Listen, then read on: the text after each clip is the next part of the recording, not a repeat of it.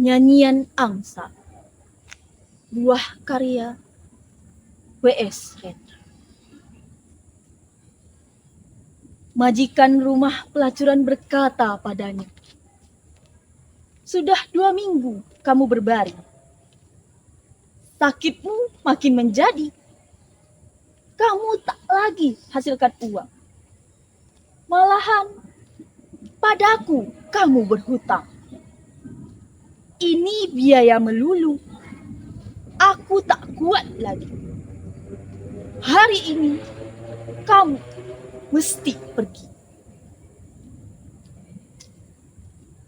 Malaikat penjaga Firdaus, wajahnya tegas dan dengki, dengan pedang yang menyala menuding kepadaku. Maka darahku terus beku. Maria Zaitun namaku, pelacur yang sengsara, kurang cantik dan agak tua. Jam 12 siang hari, matahari diterik di tengah langit. Tak ada angin, tak ada mega. Maria Zaitun keluar rumah pelacuran. Tanpa koper, tak ada lagi miliknya. Teman-temannya membuang muka. Sempoyongan ia berjalan. Badannya demam. Sipilis membakar tubuhnya. Penuh borok di kelangkang, di leher, di ketiak dan susunya. Matanya merah, bibirnya kering, gusinya berdarah. Sakit jantungnya kambuh pula. Ia pergi kepada dokter. Banyak pasien lebih dulu menunggu. Ia duduk di antara mereka. Tiba-tiba orang-orang menyingkir dan menutup hidung mereka. Ia meledak marah, tapi buru-buru jururawat menariknya. Ia diberi giliran lebih dulu dan tak ada orang yang memprotesnya. "Maria Zaitun, utangmu sudah banyak padaku," kata dokter. "Ya," jawabnya.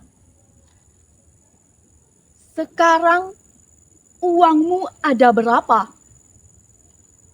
"Tak ada." Dokter geleng kepala dan menyuruhnya telanjang. Ia kesakitan waktu membuka baju, sebab bajunya lekat diborok ketiaknya. "Cukup," kata dokter. Dan ia tak jadi memeriksa.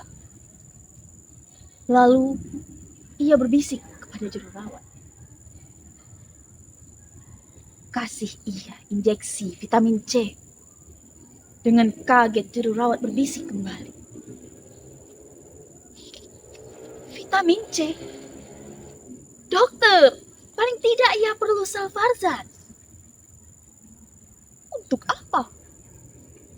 Ia tak bisa bayar. Dan lagi, sudah jelas ia hampir mati. Kenapa mesti dikasih obat mahal yang diimpor dari luar negeri?" Malaikat penjaga Firdaus, wajahnya iri dan dengki, dengan pedang yang menyala menuding kepadaku.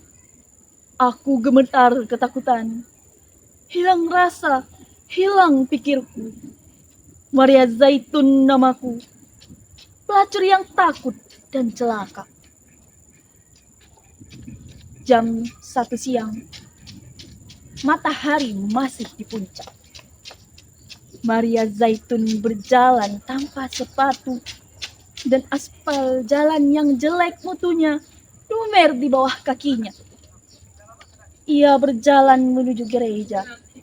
Pintu gereja telah dikunci karena khawatir akan ada pencuri. Ia menuju pastor dan menekan bel pintu. Koster keluar dan berkata, "Kamu mau apa?" Pastor sedang makan siang. Dan ini bukan jam bicara. Maaf, saya sakit. Ini perlu. Koster meneliti tubuhnya yang kotor dan berbau, lalu berkata, asal tinggal di luar, kamu boleh tunggu. Aku lihat apa pastor mau terima kamu. Lalu Koster pergi, menutup pintu. Ia menunggu sambil belingsatan kepanasan. Ada 1 jam baru pastor datang kepadanya. Setelah mengorek sisa makanan dari giginya, ia menyalakan cerutu. Lalu bertanya, kamu perlu apa? Bau anggur dari mulutnya, selapnya dari kulit buaya. Maria Zaitun menjawabnya, mau mengaku dosa. Tapi ini bukan jam bicara. Ini waktu saya berdoa. Saya mau mati. Kamu sakit? Ya, saya kena Raja Singa. Mendengar itu, pastor mundur 2 tindak. Mukanya mungkret. Akhirnya agak keder, ia kembali bersuara. Apa kamu kupu-kupu malam? Saya pelacur. Ya. Santo Petrus. Tapi kamu Katolik. Ya. Santo Petrus. 3 detik tanpa suara. Matahari terus menyala. Lalu pastor kembali bersuara. Kamu telah tergoda dosa. Tidak tergoda, tapi melulu berdosa. Kamu telah terbujuk setan. Tidak. Saya terdesak kemiskinan dan gagal mencari kerja. Santo Petrus. Santo Petrus. Peter, dengarkan saya. Saya tak butuh tahu asal-usul dosa saya. Yang nyata hidup saya sudah gagal. Jiwa saya kalut dan saya mau mati. Sekarang saya takut sekali. Saya perlu Tuhan atau apa saja untuk menemani saya. Dan muka pastor menjadi merah padanya. Ia menuding Maria Zaitun. Kamu galak seperti macan betina. Barangkali kamu akan gila, tapi tak akan mati. Kamu tak perlu pastor. Kamu itu perlu dokter jiwa. Malaikat penjaga Firdaus, wajahnya sombong dan dengki, dengan pedang yang menyala, menuding kepadaku. Aku beku tak berdaya, tak bisa nangis, tak bisa bersuara. Maria Zaitun namaku, pelacur yang lapar dan dahaga. Jam 3 siang, matahari terus menyala dan angin tetap tak ada. Maria Zaitun bersijingkat di atas jalan yang terbakar. Tiba-tiba ketika nyebrang jalan, ia kepleset kotoran anjing.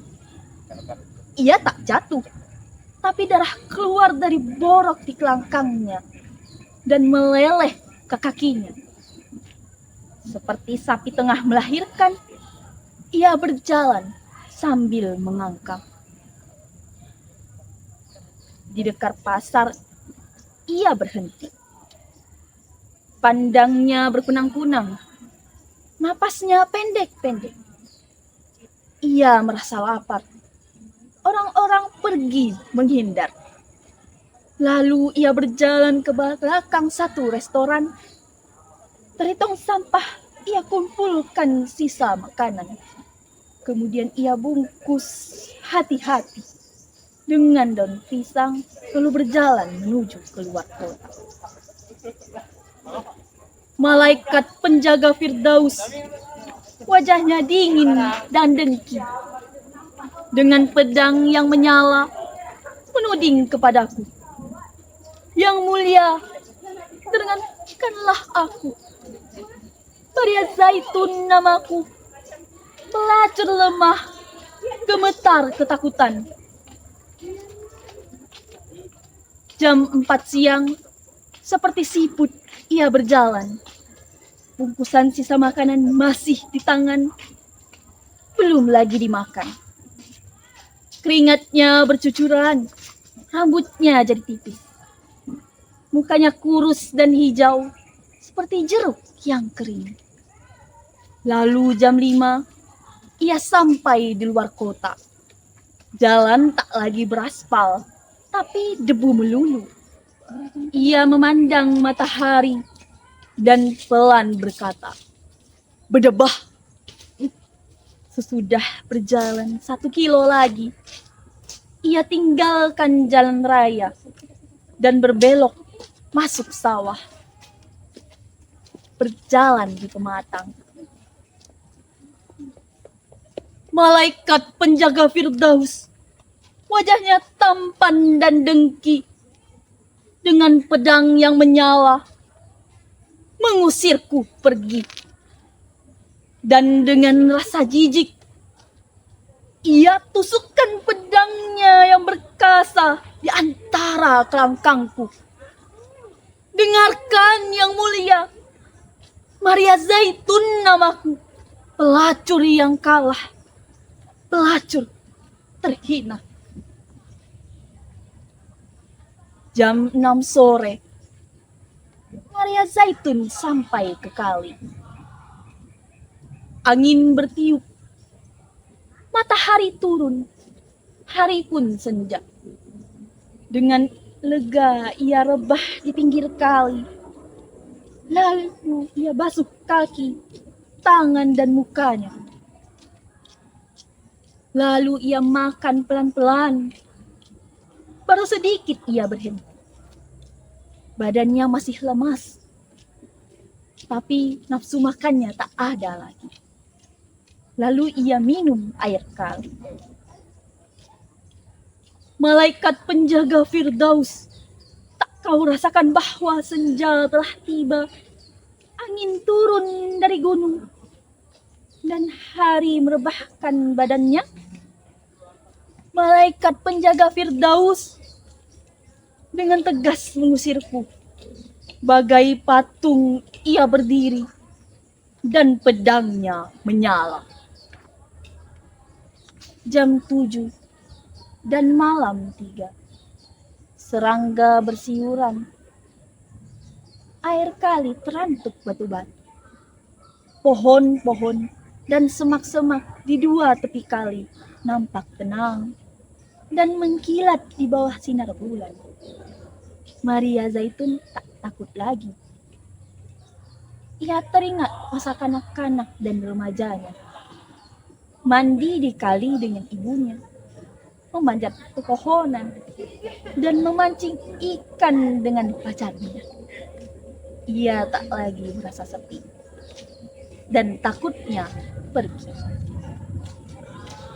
Ia merasa bertemu sobat lama, tapi lalu ia pengen lebih jauh cerita tentang hidupnya. Lantaran itu ia sadar lagi kegagalan hidupnya. Ia jadi berduka dan mengadu pada sobatnya.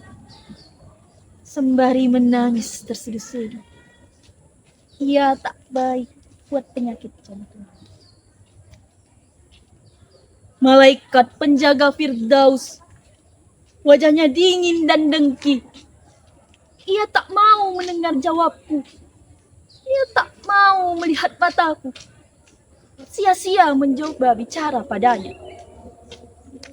Dengan angkuh ia berdiri dan pedangnya menyala.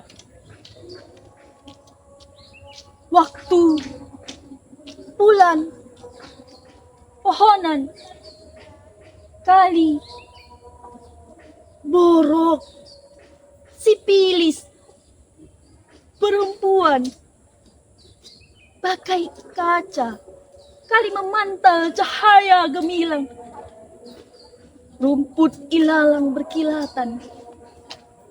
Bulan. Seorang lelaki datang di seberang kali. Ia berseru, "Maria Zaitun, engkaukah itu?"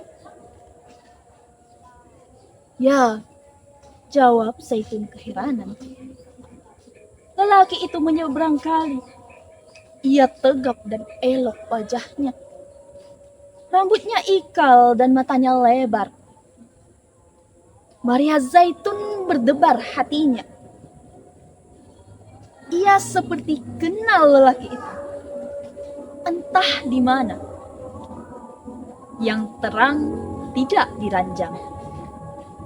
Itu sayang. Sebab ia suka lelaki seperti dia. "Jadi kita ketemu di sini," kata lelaki itu. Maria Zaitun tak tahu apa jawabnya. Sedang sementara ia keheranan, lelaki itu membungkuk, mencium mulutnya. Ia merasa seperti minum air kelapa. Belum pernah ia merasa ciuman seperti itu. Lalu lelaki itu membuka tangannya. Ia tak berdaya dan memang suka. Ia menyerah. Dengan mata terpejam, ia merasa berlayar ke samudra yang belum pernah dikenalnya. Dan setelah selesai, ia berkata kasmaran,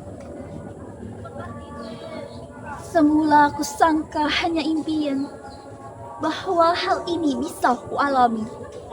Semula tak berani kuharapkan bahwa lelaki tampan seperti kau akan lewat dalam hidupku." Dengan penuh penghargaan lelaki itu memandang kepadanya, lalu tersenyum dengan hormat dan sabar. "Siapakah namamu?" Maria Zaitun bertanya. "Mempelai," jawabnya. "Lihatlah, engkau melucu." Dan sambil berkata begitu, Maria Zaitun menciumi seluruh tubuh lelaki itu. Tiba-tiba ia terhenti. Ia jumpa bekas luka di tubuh pahlawannya, di lambung kiri, di dua tapak tangan, di dua tapak kaki. Maria Zaitun pelan berkata, "Aku tahu siapa kamu." Lalu meluk laki itu dengan pandang matanya. Lelaki itu menganggukkan kepala. "Betul, ya, malaikat penjaga Firdaus. Wajahnya jahat dan dengki, dengan pedang yang menyala. Tak bisa apa-apa. Dengan kaku ia beku. Tak berani lagi menuding kepadaku. Aku tak takut lagi. Sepi dan duka telah sirna. Sambil menari ku masuki taman Firdaus. Dan ku makan apel sepuasku. Maria Zaitun namaku. Pelacur dan pengantin adalah saya."